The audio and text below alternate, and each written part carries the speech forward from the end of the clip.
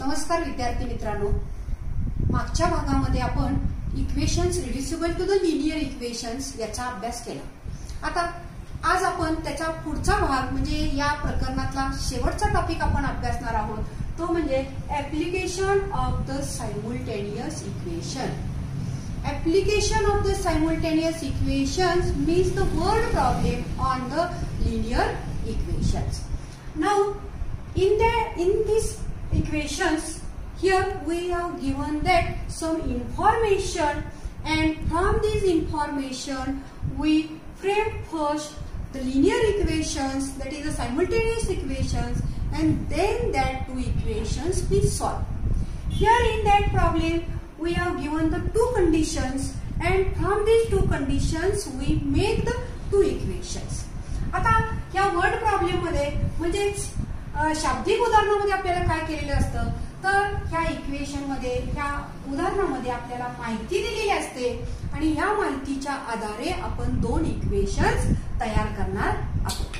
आता first we read this equation सोडवत असताना या प्रकारची उदाहरणं सोडवत असताना मुलांना थोडासा हा भाग अवघड वाटतो, कारण की इक्वेशन कशी तयार व्हायची आणि मग कशी सोडवायची म्हणजे गोंधळून जातात। तर त्यासाठी पहिल्यांदा दिलेलं इक्वेशनचा जो अर्थ आहे तो आपल्याला आधी समजला पाहिजे।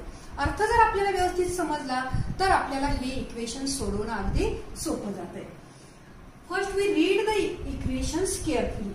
The sum of father's age and twice the age of his son is 70. पहिलं सेंटेन्स काय आहे बघा, The sum of father's age and twice the age of his son is 70. म्हणजे वडिलांचं वय आणि मुलाच्या वयाची दुप्पट यांची बेरीज 70 आहे। This is the first condition in that equation. Here, if double the age of father and add it to the age of son, the sum is 90. आता इथं कंडिशन दुसरी काय दिलेली आहे या उदाहरणामध्ये बघा, तर वडिलांचं वय डबल करायचं, आपण double the age of father, वडिलांचं वय डबल करायचं आणि त्याच्यामध्ये मुलाचं वय मिळवायचं आणि त्याची बेरीज आपल्याला काय मिळणार आहे। पहिल्यांदा आपण ही इक्वेशन आता वाचलेलं आहे। आता याच्यामध्ये दोन व्हेरिएबलचा वापर करायचा, दोन चलांचा वापर करायचा। आता एक वडिलांच्या वयासाठी एक चल वापरायचं, late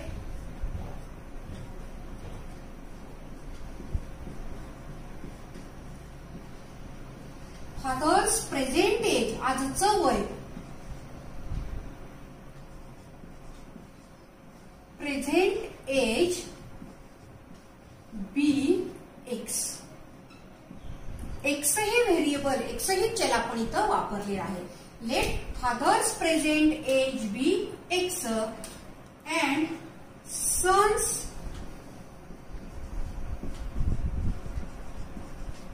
present age be y. आपण वडिलांचं वय एक्स मानलेलं आहे आणि मुलाचं वय हे वाय मानलेलं आहे। From first condition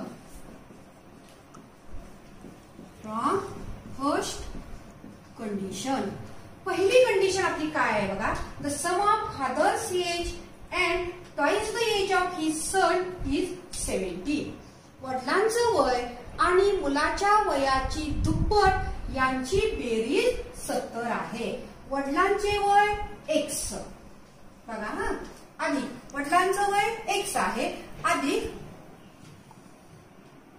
twice the age of his son, twice म्हणजे double, 2y is equal to 70. This is the first equation from the first condition. पुन्हा एकदा बघा काय सांगितलेलं आहे, सम ऑफ द एक्स म्हणजे काय, father's age, sum of the father's age and twice the son's age is equal to 70. वडिलांचं वय आणि मुलाच्या वयाची दुप्पट यांची बेरीज 70 आहे। समीकरणावरनं आपल्याला ते वाक्य वाचायला आलं पाहिजे। From second condition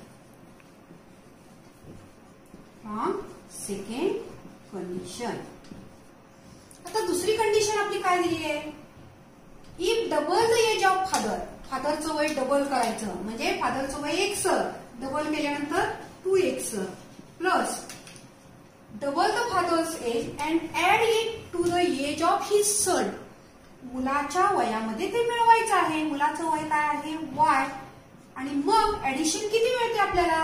some is the 95. Some is the 95 and therefore second equation is 2x plus y is equal to 95. This is the equation 2.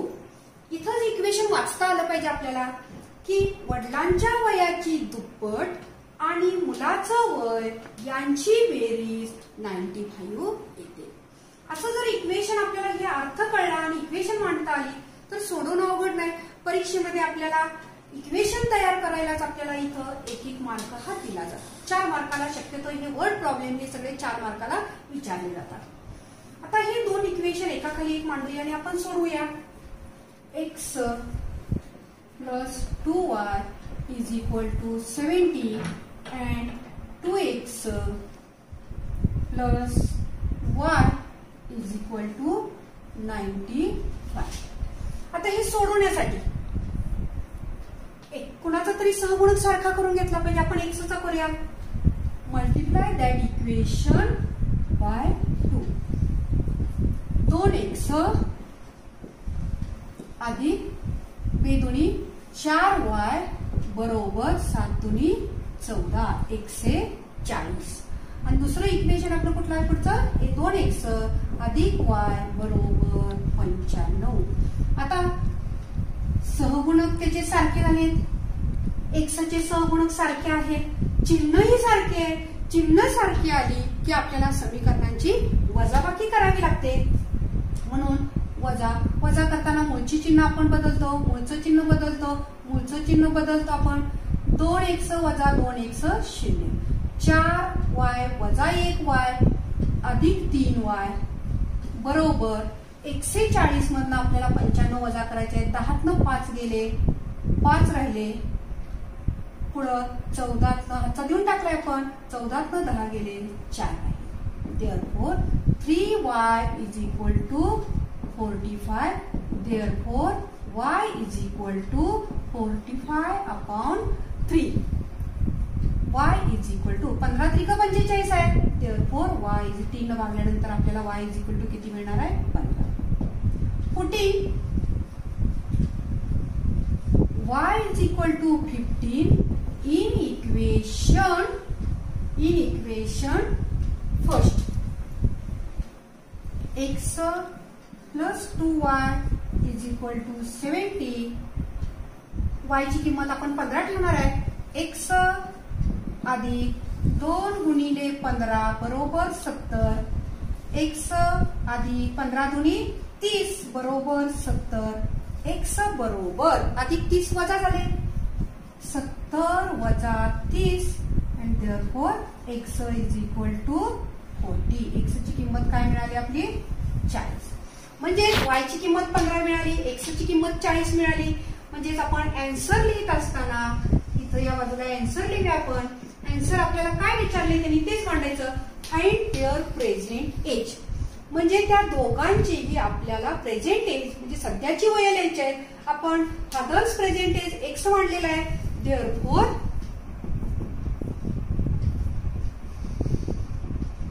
Fathers present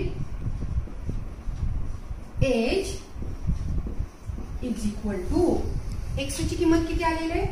40 years and son's present age is equal to y.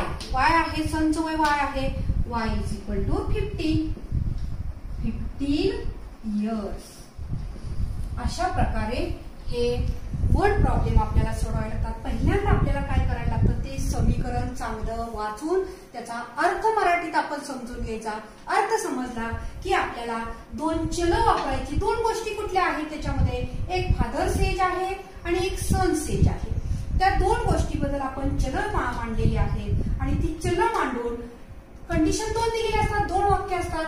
त्या पहिल्या कंडिशनवर एक समीकरण तयार करायचं आणि दुसऱ्या कंडिशनवर आपण दुसरं समीकरण तयार करायचं. ही दोन समीकरणं सोडवून आपण एक्स आणि वायच्या ह्या किमती मिळालेल्या आहेत. म्हणजेच आपल्याला father's present age and son's present age मिळालेला आहे. Now we take the another example. Complete the following. Here we have given that the flow chart, and from that flow chart we frame the two equations, and then we solve that two equation, and we find the values of x and y, and then next here find my perimeter and area. In that flow chart, here we have given that I am rectangle. म्हणजे मी rectangle आहे, मी आयत आहे. आता ह्या आयत आहे, ह्या आयताचे काय दिलेले आहे, लांबी दिलेली आहे म्हणजे लेंथ दिलेली आहे आयताची. ही आयताची ब्रेड्थ दिलेली आहे आपल्याला, आणि ह्या दिलेल्या एवढ्या माहितीवरून आपल्याला इथं एक्स आणि वायच्या किमती काढायच्या आहेत आणि इथं पेरिमीटर आणि एरिया त्या आयताचा काढायचा आहे. आता हे सोडवत असताना आपल्याला आयताच्या प्रॉपर्टीज माहिती असणं गरजेचं आहे. We know that the opposite sides of rectangle are congruent. म्हणजे ह्या सम्मुख बाजू एकरूप असतात. याच्यावरनं आपल्याला एक इक्वेशन तयार करता येईल आणि नंतर इकडे सुद्धा आपल्याला याच्यावरनं एक इक्वेशन तयार करता येईल. Now first from this given condition 2x plus y plus 8 is equal to 4x minus y. सम्मुख बाजू सारख्या म्हणून हे 2x अधिक y अधिक 8 बरोबर 4x वजा y. हे आपण इक्वेशन स्टँडर्ड फॉर्म मध्ये पहिल्यांदा रूपांतरित करून घेऊया. 8 बरोबर हे इकडच्या बाजूचे हे सगळे पलीकडे घालूया आपण. 4x वजा y, 2x प्लस आहे मायनस 2x, हे प्लस y मायनस y झाले. Therefore 8 is equal to 4x मधनं 2x गेले, 2x शिल्लक राहिले. 2x हे वजा 1y आणि वजा 1y वजा 2y.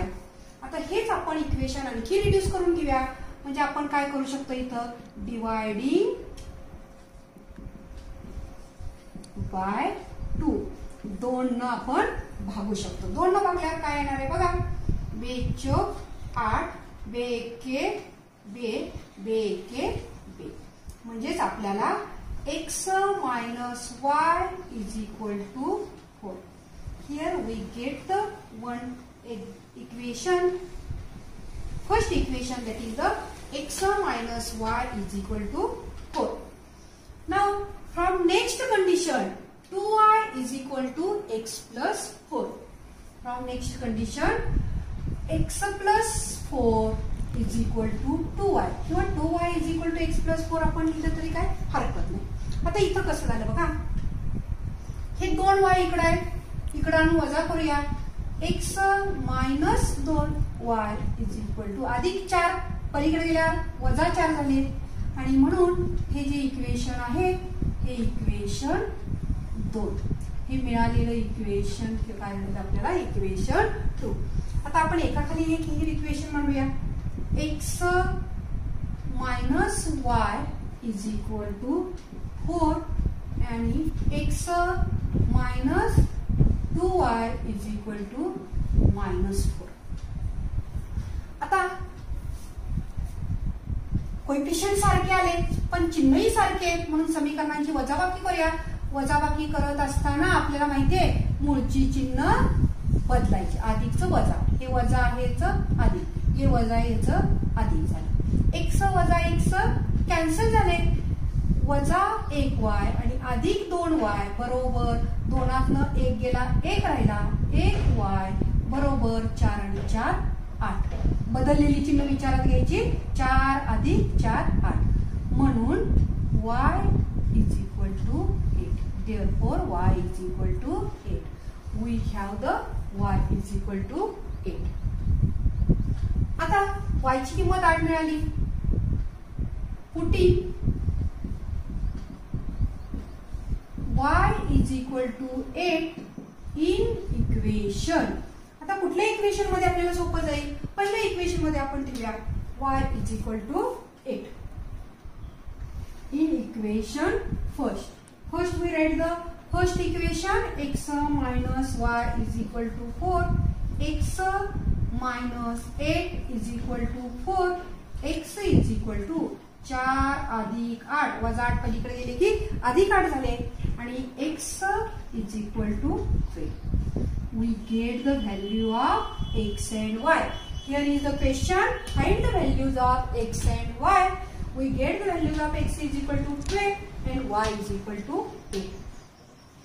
आता आपलं उदाहरण अजून संपलेलं नाही. आपल्याला प्रश्न काय आहे तर x आणि y वरनं आपण पहिल्यांदा त्याची लेंथ आणि ब्रेड्थ मिळवायची कारण आपल्याला पेरिमीटर आणि एरिया काढायचा आहे आणि म्हणून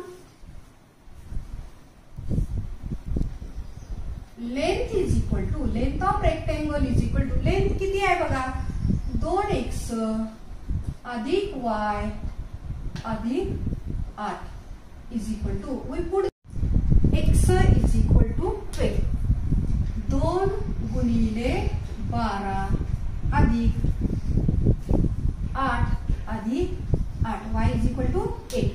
therefore 12 दुनी 24 8 आणि 8 16 बरोबर 24 अधिक 16 लेंथ किती मिळाली आपल्याला 40 युनिट. एकक दिलेली नाही आपल्याला सेंटीमीटर मीटर काय दिलेली नाही आणि म्हणून length is equal to 40 unit.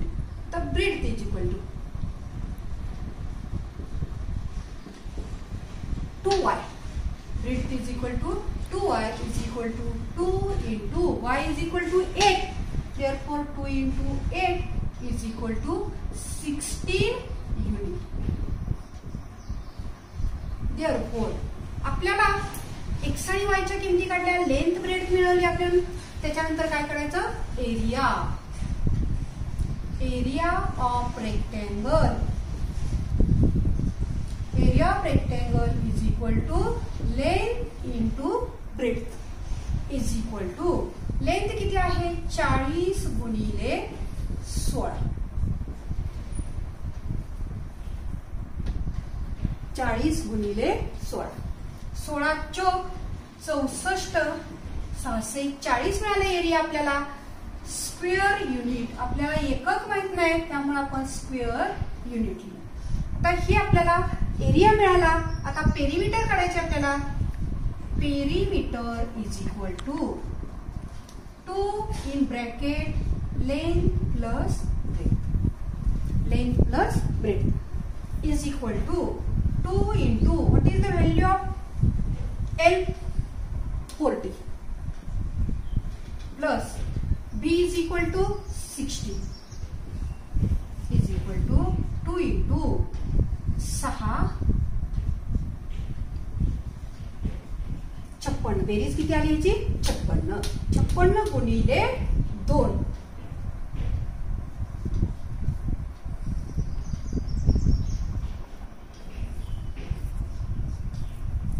Unit.